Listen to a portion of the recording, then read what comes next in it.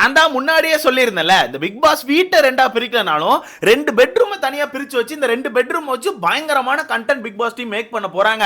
இந்த டீலக்ஸ் ரூம்ல இருக்கவங்களுக்கு ஏகப்பட்ட பெனிஃபிட் கிடைக்க போகுதுன்னு சொல்லிட்டு நான் ஸ்டார்டிங்லேயே சொல்லியிருந்தேன். அந்த வகையில் பிக் பாஸ்மே நேற்று சொல்லியிருந்தார், இந்த டீலக்ஸ் ரூம் போறவங்களுக்கு ஏகப்பட்ட பெனிஃபிட் இருக்க போது அது போக போக உங்களுக்கு புரியும்னு சொல்லியிருந்தார்ல. இன்னைக்கு பிக் பாஸ் லைவ்ல வந்து அந்த விஷயங்களை போட்டு உடைச்சிட்டாரு. அந்த விஷயங்களை கேட்ட பிறகுதான் ஓகே கண்டென்ட் ஸ்டார்ட் ஆக போகுதுன்னு சொல்லிட்டு எனக்கு ஒரு நம்பிக்கை வந்துச்சு. ஆனா வீட்டுக்குள்ள இவங்க பிக் பாஸ் கேட்கிற கொஸ்டினை பார்க்கும்போது எனக்கு அந்த நம்பிக்கை உடைஞ்சிருச்சு. ஏன்னா பிக் பாஸ் ஒரு பவரை கொடுக்குறாருப்பா. அந்த டீலக்ஸ் ரூம்ல இருக்கவங்களுக்கு பயங்கரமான பவர் இருக்குது. ஏன்னா அவங்க எந்த ஒரு வேலையும் செய்ய வேண்டிய அவசியமே கிடையாது. எந்த ஒரு வேலையும் செய்ய வேண்டிய அவசியம் கிடையாது. அவங்க என்ன பொருள் கேட்டாலும் பிக் பாஸ் கொடுத்துருவாரு. அந்த பொருளை நார்மல் பிக் பாஸ் ஹவுஸ்ல இருக்கவங்க தான் சமைச்சு கொடுக்கணும்.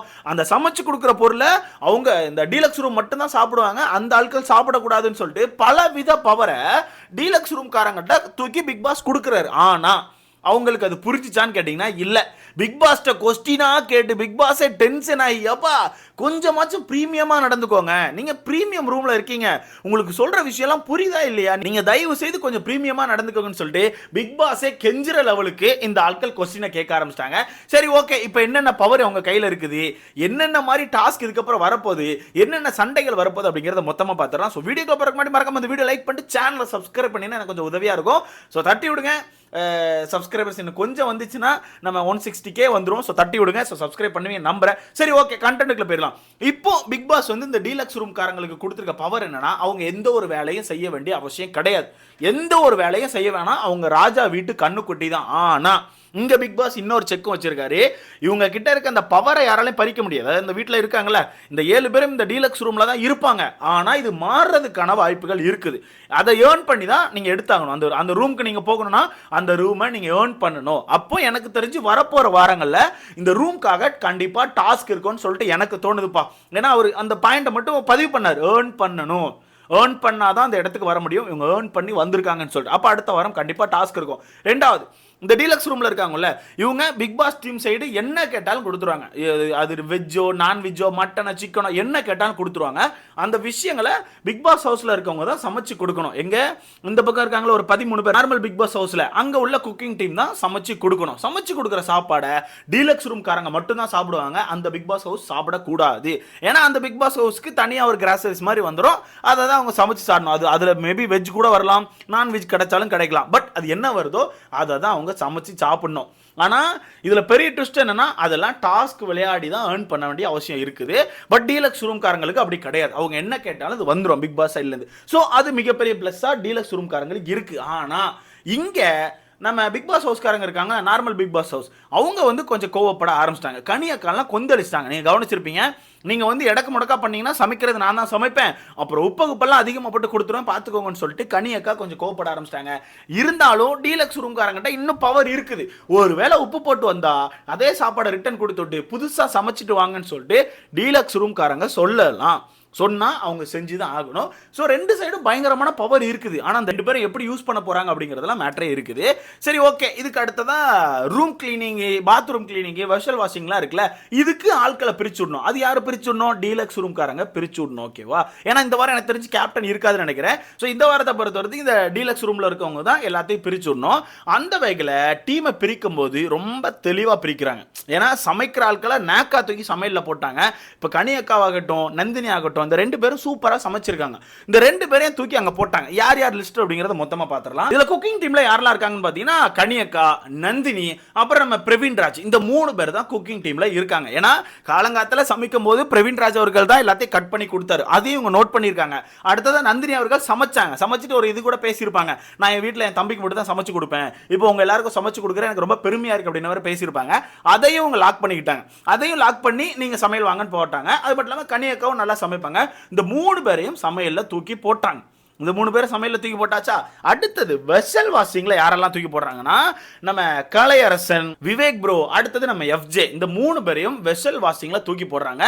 இந்த 3 பேர் தான் அங்க வெஷல் வாஷ் பண்ணணும். பாத்திரம் எல்லாத்தையும் கழுவுறது இந்த 3 பேர் தான் கழுவி ஆகணும். அடுத்தது ஹவுஸ் கிளீனிங். ஹவுஸ் கிளீனிங் தான் அந்த மொத்த வீட்டையும் கிளீன் பண்ணி ஆகணும். அது யார் யாருன்னு பார்த்தீங்கன்னா கெமி, அப்சரா, பியானா, இந்த 3 பேர் தான் மொத்த வீடையும் கிளீன் பண்ணும். ஆனா டீலக்ஸ் ரூமை அவங்க கிளீன் பண்ண கூடாது. டீலக்ஸ் ரூமை யார் கிளீன் பண்ணும் அப்படிங்கறத டீலக்ஸ் ரூம் காரங்க தான் முடிவு பண்ணுவாங்க. அங்கேயும் பயங்கர ட்விஸ்ட் இருக்கு. வெளியே இருக்க அந்த வீடை க்ளீன் பண்றது நம்ம கெமி, அப்சரா, வியானா.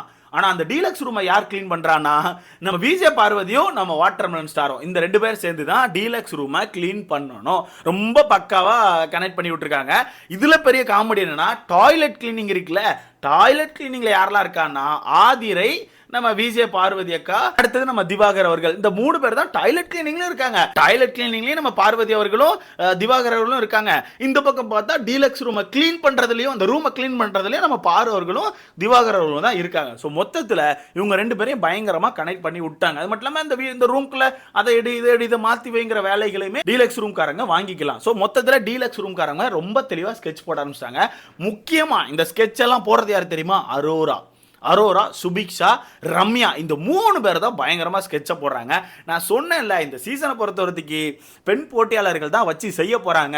அவங்களோட டாமினேஷன் இருக்க போது அவங்கள யாரோ ஒருத்தவங்க தான் கப்பை வின் பண்ண போகிறாங்க. ஏன்னா மற்றபடி பசங்கள்லாம் கருத்தை கொடுத்த மாதிரி இல்லை. இந்த பக்கம் அரோரா என்ன சொல்கிறாங்க, காலையில் எழுந்திரிச்சோன்னா யாரும் பெட்டை வந்து மடிச்சு வைக்காதீங்க, பெட்டு எல்லாமே அவங்க தான் மடிச்சு வைக்கணும், நீங்கள் வந்து லேட்டாக எந்திரிச்சு போனால் போதும், மற்றபடி அதுக்கு முன்னாடி சீக்கிரமாக எந்திரிச்சு போகாதீங்கன்னு சொல்லிட்டு அரோரா சொல்கிறாங்க. இதில் சுபிக்ஷா அவர்கள் என்ன சொல்கிறாங்கன்னா, நம்ம இஷ்டத்துக்கு சமைச்சு கேட்போம், இன்னைக்கு மட்டன் சிக்கன் கேட்போம் அப்படி இப்படின்னு சொல்லிட்டு சுபிக்ஷா ஒரு பிளான் போடுறாங்க. சோ மொத்தத்துல பயங்கரமான பிளான் போடுறது எல்லாமே பெண்கள் தான். இதுல இன்னொரு பாயிண்ட் நான் ஆட் பண்ணிக்கிறேன். இந்த டீலக்ஸ் ரூம் காரங்க இருக்காங்கல்ல, இவங்க எப்போ மொத்தமா எந்திரிச்சு இந்த ரூம் விட்டு வெளியே வராங்களோ அப்போதான் அந்த டே ஸ்டார்ட் ஆகுமா, புரியுதா? அப்போதான் அந்த டே ஸ்டார்ட் ஆகும், அடுப்பு ஆன் ஆகும், ஓவன் ஆன் ஆகும், ஃப்ரிட்ஜில் இருந்து பொருள் எடுக்கிறதுலாம் அதுக்கப்புறம் தான் எடுக்கணும். அதெல்லாம் இவங்ககிட்ட கேட்டு தான் எடுத்தாகணும். ஸோ அங்கேயும் பயங்கரமான ஸ்கெட்சை வச்சிருக்காங்க. ஸோ இதெல்லாம் கேட்கும்போது எங்கேயோ கேட்ட மாதிரி இருக்கே அண்ணா, ஒன்று நான் எங்கேயோ பார்த்துருக்கேன்னா அப்படின்ற மாதிரி உங்களுக்கு தோணும். இதுதான் சீசன் 7க்கான கான்செப்ட். சின்ன வீடு பெரிய வீடுன்னு ஒன்று வச்சாங்க. ஸ்மால் பாஸ் பிக் பாஸ் கான்செப்டை வச்சாங்க. அங்கே அப்படியே தான் இருந்துச்சு. ஸ்மால் பாஸ்காரங்க எதையுமே பண்ண முடியாது, பட் வேலைகளை செய்யணும்.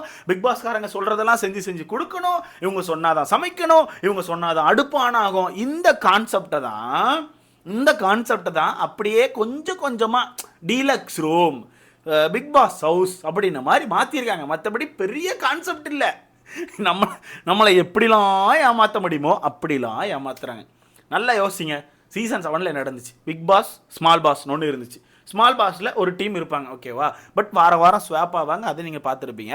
இங்கேயும் எனக்கு தெரிஞ்சது கண்டிப்பாக நடக்கும். ஸ்மால் பாஸில் இருக்கவங்க தான் சமைக்கணும். ஸ்மால் பாஸில் இருக்கவங்க அவங்க இஷ்டத்துக்கு சாப்பிட முடியாது, அவங்க இஷ்டத்துக்கு அடுப்பு ஆன் பண்ண முடியாது, அவங்க இஷ்டத்துக்கு பொருட்கள் எடுக்க முடியாது. அங்கே பிக் பாஸ் ஹவுஸில் இருக்கவங்க சொன்னாதான் எல்லாம் செய்ய முடியும். எல்லா விஷயங்களும் இருந்துச்சு. ஆனால் இங்கே இன்னொரு சின்ன பெனிஃபிட்டை கொடுத்துருக்காங்க. இப்போ நம்ம சீசனில் இந்த பிக் பாஸ் ஹவுஸில் இருக்காங்கல்ல, அதான் நார்மல் வீட்டில், அந்த நார்மல் வீட்டில் இருக்கவங்கலேருந்து ஒருத்தர் தான் தலைவர் போட்டிக்கு போட்டி போட முடியும். அதாவது அந்த அந்த அந்த அந்த வீட்டில் உள்ளவங்க தான் தலைவர் போட்டிக்கு போட்டி போட்டு யாராவது ஒருத்தர் தலைவர் ஆவாங்க. அது டீலக்ஸ் ரூமுக்கு வாய்ப்பே கிடையாது. டீலக்ஸ் ரூம் சொகுசை வேணா அனுபவிச்சுக்கலாம், மற்றபடி தலைவருக்கு எதிர்பார்க்கவே முடியாது. ஸோ மொத்தத்தில் தலைவர் யார் ஆகுறாங்களோ, நல்ல ஒரு கேப்டன் வந்து அந்த கேப்டன் அதுக்கப்புறம் எப்படி கட்டுப்படுத்துறாரோ அதை வச்சு தான் சண்டைகள் வரும். மேபி கேப்டன் வந்து பயங்கரமாக அப்படி கட்டுப்படுத்த ஆரம்பிச்சிட்டாருன்னா டீலக்ஸ் ரூம்காரங்க ஓகே எங்களுக்கு சிக்கன் மட்டன் வந்தால் போதும்ப்பான்னு சொல்லிட்டு உட்காந்து அப்படி சாப்பிட ஆரம்பிச்சிட்டாங்கன்னா இந்த கேம் மந்தமாயிரும். இந்த கேம் கண்டிப்பாக மந்தமாயிரும். ஏன்னா கேப்டன் பதவி பிக் பாஸ் ஹவுஸ்க்கு போயிருது. இந்த வீடை க்ளீன் பண்ணுறதுலேருந்து சமைக்கிறதுலேருந்து எல்லாமே பிக் பாஸ் கையில் தான் இருக்குது. அவங்க நினச்சா சமைப்பாங்க, என்ன வேணால் பண்ணுவாங்க, சை கூட பண்ணிட்டு போயிடுவாங்க. ஸோ அவங்க கையில் நிறைய பவர் இருக்குது. டீலக்ஸ் ரூம் எனக்கு தெரிஞ்சு பயங்கரமாக மாட்டிப்பாங்க. ஆனால் இவங்க நினச்சா பயங்கரமான ஒரு கேம் ஆடலாம். பட் எப்படி கொண்டு போவாங்க அப்படிங்கிறத நம்ம வெயிட் பண்ணி தான் பார்க்கணும். ஸோ மொத்தத்தில் பிக் பாஸ் பயங்கரமான பவர் கொடுத்துருக்காரு. இதில் பெரிய சிரிப்பு தெரியுமா, இந்த டீலக்ஸ் ரூமில் உள்ளவங்கலாம் நான்வெஜ் அது இது நிறையா சாப்பிட்டுக்கலான்னு சொல்லிட்டு பிக் பாஸ் சொல்லிட்டார். ஓகேவா, அவங்க இஷ்டம் தான், அவங்க மட்டும் தான் சாப்பிட்டுக்கலான்னு சொல்லிட்டார். சொன்ன உடனே அங்கேருந்து நம்ம தண்ணி பழம் என்ன பண்ணுறாருன்னா, பாஸ் நான்வெஜ் நாங்களாம் சாப்பிடக்கூடாதா, எங்களுக்குலாம் நான்வெஜ் கிடையாதா அப்படின்னு சொல்லி கேட்குறாப்புல. ஸோ புரியுதா, இவங்களுக்குலாம் யாருக்குமே கான்செப்டே புரிய மாட்டுக்கு. என்னென்ன பவர் கொடுக்குறாரு பிக் பாஸ், எதைக்காண்டி கொடுக்குறாரு, இதை வச்சு நம்ம எப்படி கேம் ஆடலாம், எதுவுமே புரியாமல் திங்கணும் 24 திங்கணும், அவ்வளோதான். அண்ணனுக்கு தேவை தீனி. உடனே அண்ணன் கேட்டாச்சு நான்வெஜ் கிடைக்குமா அப்படின்னு. பிக் பாஸ் அதுக்கு பதிலே சொல்லலை. இவர் எந்திரிச்சு கேட்டு பார்க்காரு. பிக் பாஸ் சைடில் பதிலே இல்லை. ஒரு கடைசியாக சொன்ன பதில் என்னன்னா, டீலக்ஸ் ரூமுக்கு வர்ற பொருட்கள் டீலக்ஸ் ரூம்காரங்க மட்டும்தான் சாப்பிடுவாங்க, மற்ற ரூம்மேட்ஸ் எடுக்க முடியாது அப்படிங்கிறத ரொம்ப தெளிவாக சொல்லிட்டாரு. மொத்தத்தில் கேம் ஸ்டார்ட் ஆகுது. ஆனா இன்னும் ஒரு சில பேர் அந்த பவரை கரெக்டாக யூஸ் பண்ண தெரியாம மொக்கையான கான்செப்டை கிரியேட் பண்ணிட்டு இருக்காங்க. சும்மா அந்த பெட்டை களைச்சு போடுறது, லேட்டாக எந்திரிச்சு போறது, இந்த மாதிரி மொக்கையாக தான் யோசிக்கிறாங்க. அது கொஞ்சம் நார்மலாக தான் இருக்கும், ஒரு மாதிரி லைட்டாக ஃபன்னாக போயிருமே தவிர பெருசாக ஒரு எடுபடாது. ஸோ வெயிட் பண்ணி பார்க்கலாம் எப்படி நடக்குன்னு சொல்லிட்டு. இதை பற்றி உங்களுக்கான கருத்துன்னு சொல்லிட்டு மறக்காம கமெண்ட்ல போடுங்க. டீலக்ஸ் ரூம்காரங்களுக்கு இன்னொரு பெனிஃபிட் வேற இருந்துச்சு, கண்டிப்பாக பார்த்துருப்பீங்க. அந்த ரூமில் உள்ள 3 பேர் வந்து நாமினேஷன் ஃப்ரீ. 4 பேர் மட்டும் தான் நாமினேஷனுக்கு வந்தாங்க. அந்த 4 பேர்லேயும் ஒரே ஒருத்தர் மட்டும் தான் நாமினேஷனில் மாட்டியிருக்காப்ல. மற்ற 6 பேரும் நாமினேஷன் ஃப்ரீ, ஜாலியாக சுற்றுற மாதிரி சுற்றிட்டு இருக்காப்ல. ஸோ இதை பற்றி உங்களுக்கு கருத்துன்னு சொல்லிட்டு மறக்காம கமெண்ட்ல போடுங்க. அடுத்த பார்க்கலாம்.